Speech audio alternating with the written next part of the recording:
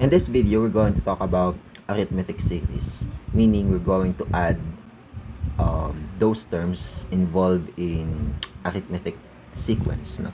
For example, we have 2, 5, 8, 11, 14, and so on and so forth. So we all know that the first element is 2, second element is 5, third element is 8, and so on. So, kukunin natin yung sum ng mga terms na involved sa ating arithmetic sequence.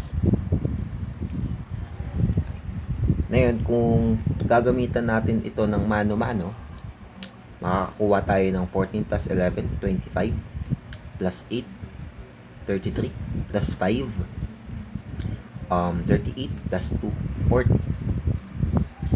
Well, kung kaunti lang ang terms na meron tayo, kaya natin siya i-manual addition, no?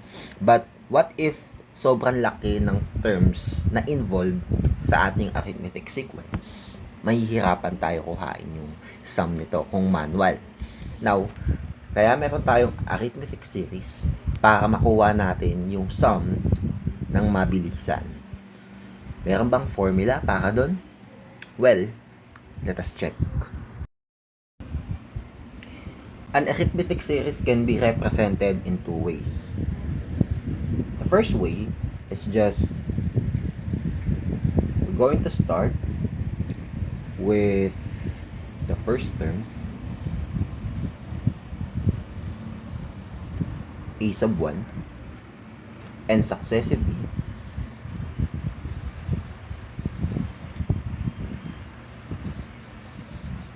add the common difference d.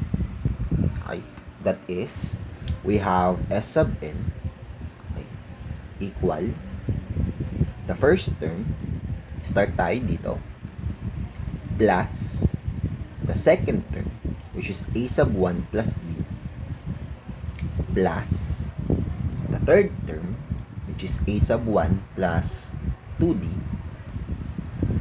plus a sub 1 plus the fourth term, a sub 1 plus 3d, which is the fourth term, all the way up to a sub 1 plus quantity n minus 1d. So that is the first way how to express an arithmetic series. Pangalawa, yung kabaligtaran. Mag-i-start tayo with the nth term,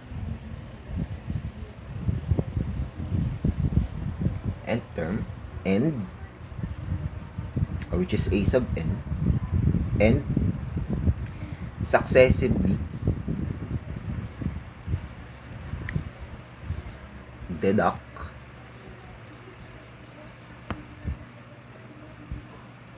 d, which is yung common difference. Since nag-start tayo dun sa last term, kailangan natin magbawas. That's why deduct. Hanggang makakating tayo sa first term na si a sub 1. So, meron tayo pa ring s sub n equal a sub n minus bawas tayo ng isang common difference plus, this is plus, sorry. For the third term, mula sa last term, kailangan naman natin magbawas ng 2d. Next, mula sa last term, tatlong common difference naman ang kailangan nating ibawas hanggang makakating tayo sa a sub n minus quantity n minus 1 times d. So, ito yung dalawang way paano i-express yung arithmetic series.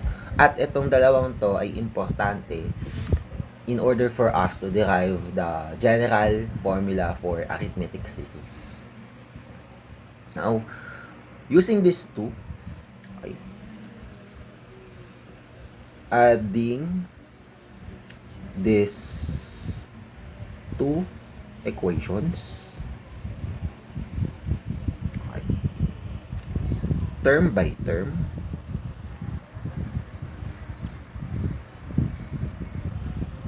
Okay. So we have S sub n.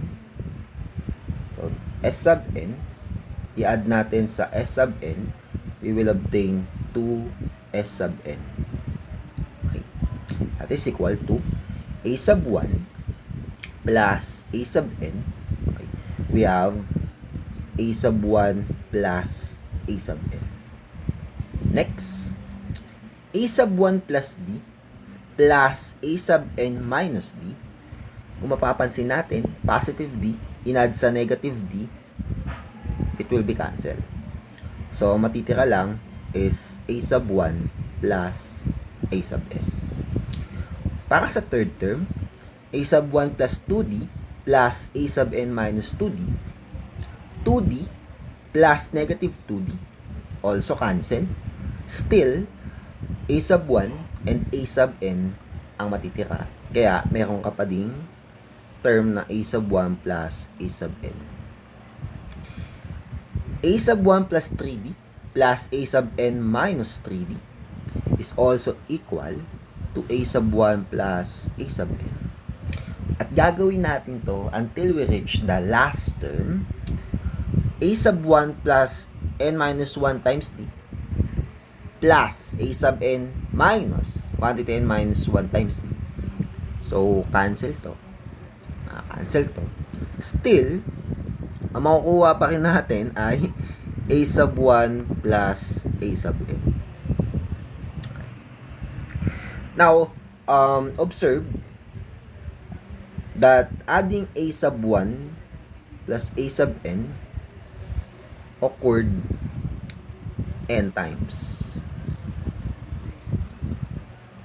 So, pwede natin itong i-express as 2S sub n equal, since n times to inad sa sarili niya, pwede natin siyang i-rewrite as n times A sub 1 plus A sub n. Dahil kailangan lang natin ang S sub n, all we have to do now to get the general formula for arithmetic series is to divide both sides.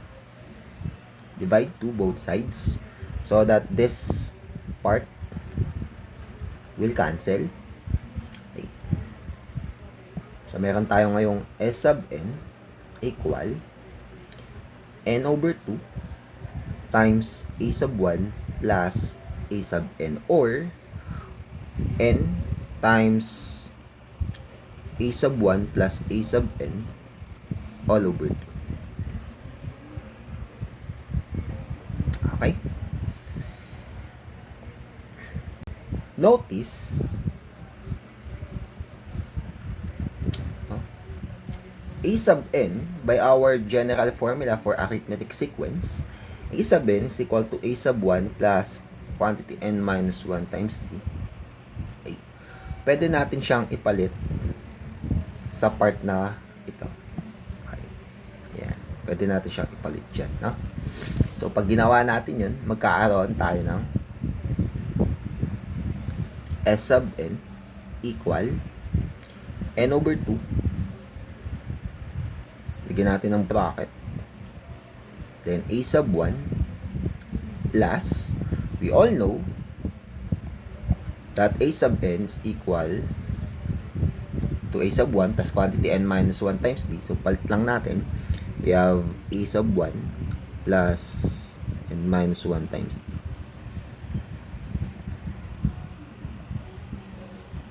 Yan. Okay.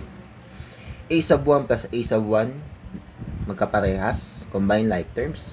So, we have now S sub n is equal to n over 2 times 2A sub 1 plus quantity n minus 1 times D.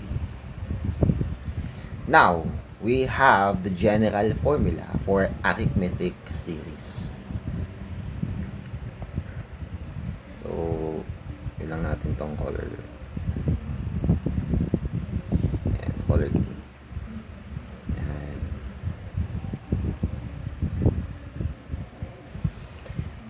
ito na yung ating formula.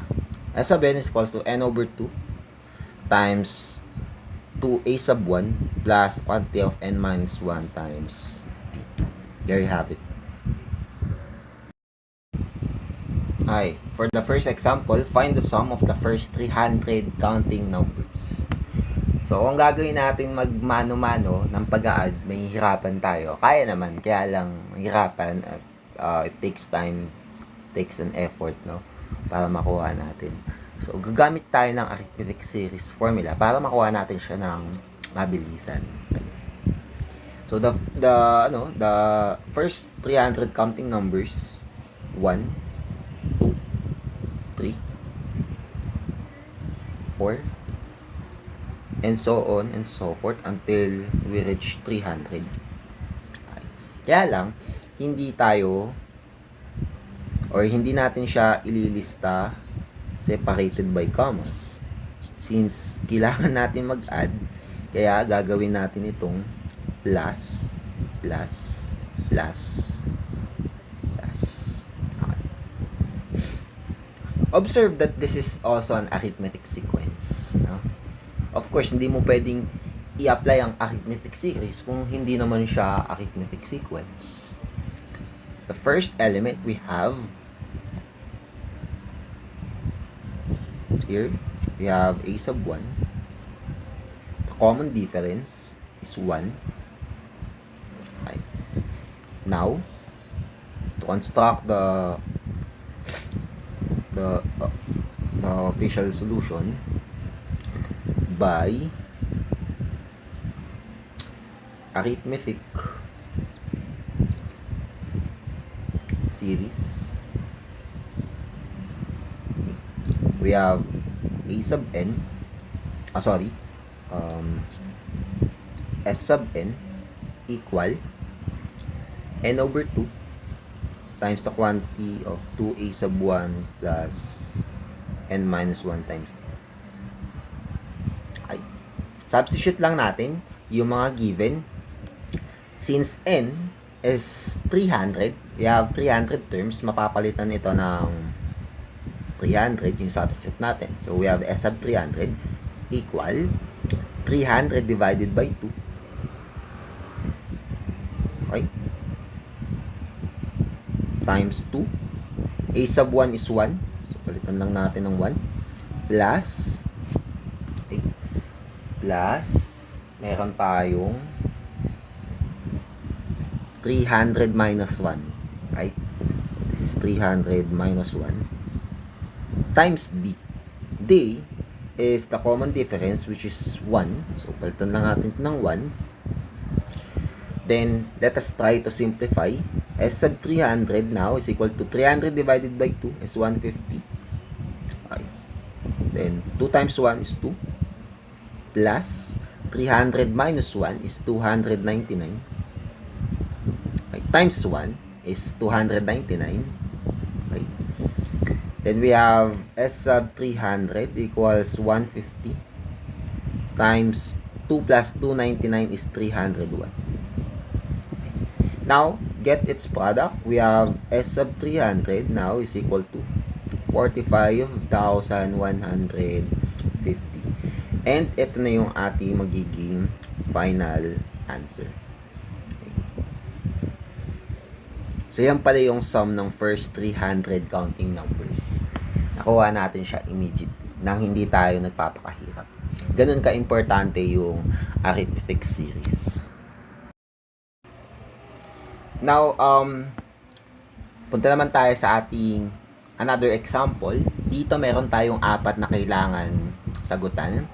Find the general formula for the A, sum of the counting numbers, or sum of all counting numbers. Pagtan natin to. Sum of all counting numbers. B, sum of all even numbers. C, sum of all multiples of 7, and D, sum of all odd numbers. Of course, kailangan natin magsimula sa letter A. Letter A. Sum of all counting numbers. So, paano natin gagawin to, classmates? Okay. Sa lahat ng cases na yan, sa A, B, C, and D, gagamit tayo ng formulang ginamit natin, which is yung arithmetic series by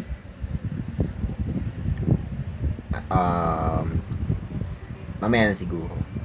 Ang maganda siguro i-list natin yung inihingi na series. So, sum of all counting numbers, we have 1 plus 2 plus 3 plus 4 plus dot. And hindi natin alam kung saan tayo matatapos, pero alam natin may hangganan. So, gagawin lang natin siyang finite. Lagay natin yung last term is n. Here,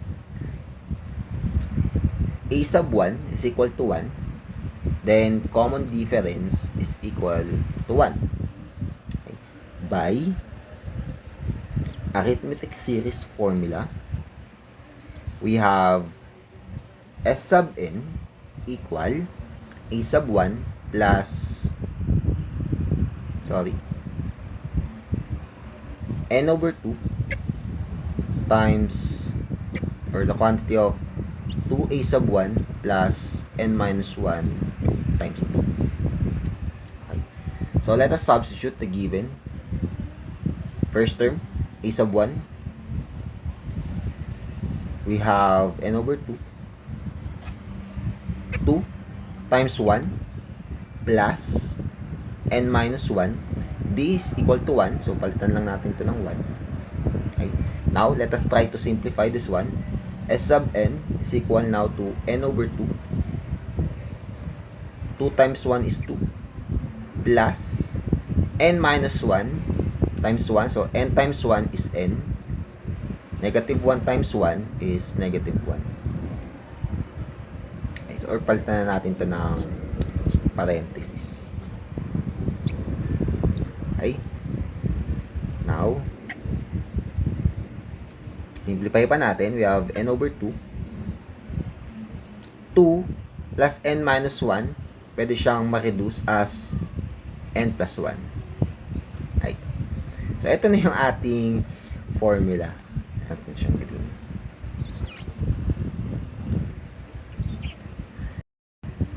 Ngayon, pwede natin ipagbangga yung dalawang nakuha nating general formula. All counting numbers and all even numbers. Halimbawa, nag-add tayo ng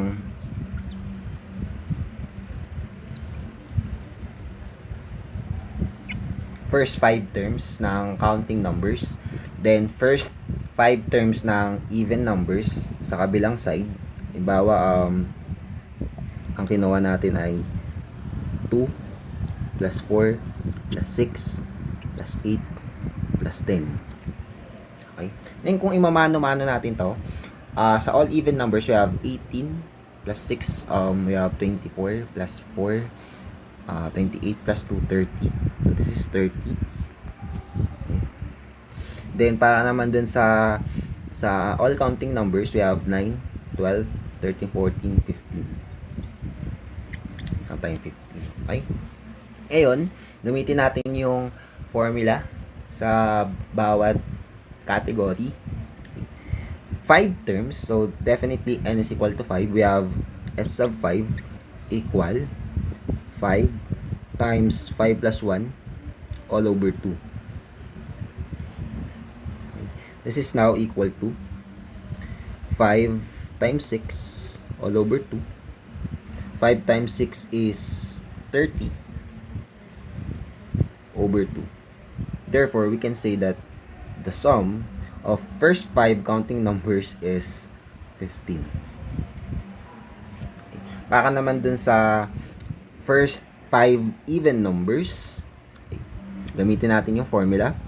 We have s sub 5 equal 5 times 5 plus 1. 5 plus 1 is 6. 5 times 6 is 30. So, nakakuha tayo ng parehas na kasagutan. So, what if sobrang dami ng terms na involved dito sa series? So, napaka-convenient gamitin na itong mga general formula na na-derive natin. Now, let us check yung letter C na meron tayo. Sabi sa letter C, Find the general formula for the sum of all multiples of 7. Okay? Letter C. Since multiples of 7 meron tayong 7, 14, no? Or ina-add natin sila. So, add natin. 21, 28, and so on and so forth. Right? Okay. 7n. 7n. Here, alam natin na first term ay 7 and common difference is 7. So, by arithmetic series formula, S sub n equals n over 2 times 2a sub 1 plus the quantity of n minus 1 times b. Substitute yung given natin. We have S sub n equals n over 2 times 7 plus n minus 1 times 7. Okay. Simplify. S sub n now is equal to n over 2. Okay. 14. N times 7 is 7n. Negative 1 times 7 is negative 7. Simplify again. We have n over 2 times 7 plus 7n. Or, we can write this as n times 7n plus 7 all over 2. This is 2. Okay. Ito yung ating magiging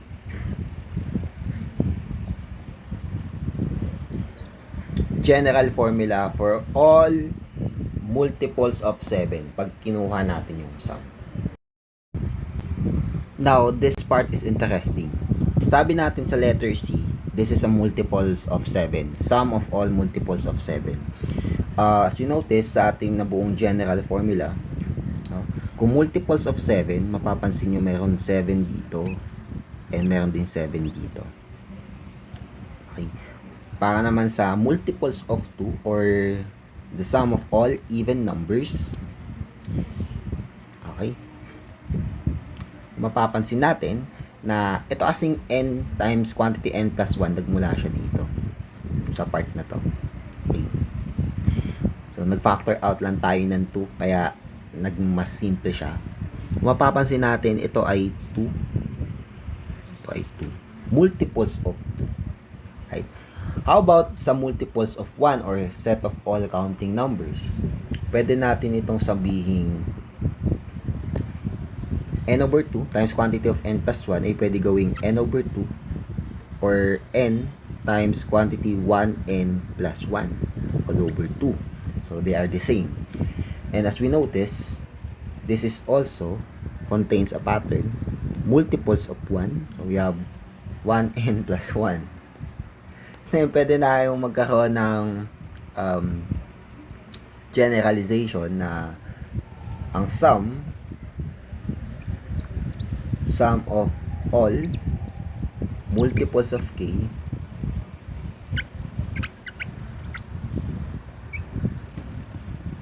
is S sub n equal n times k n plus k all over 2. And para dun sa remaining part ng ating example, sum of all odd numbers, I will leave this an exercise to our students. So, that's it. I will end this video. Thank you so much for listening. Adios. Peace.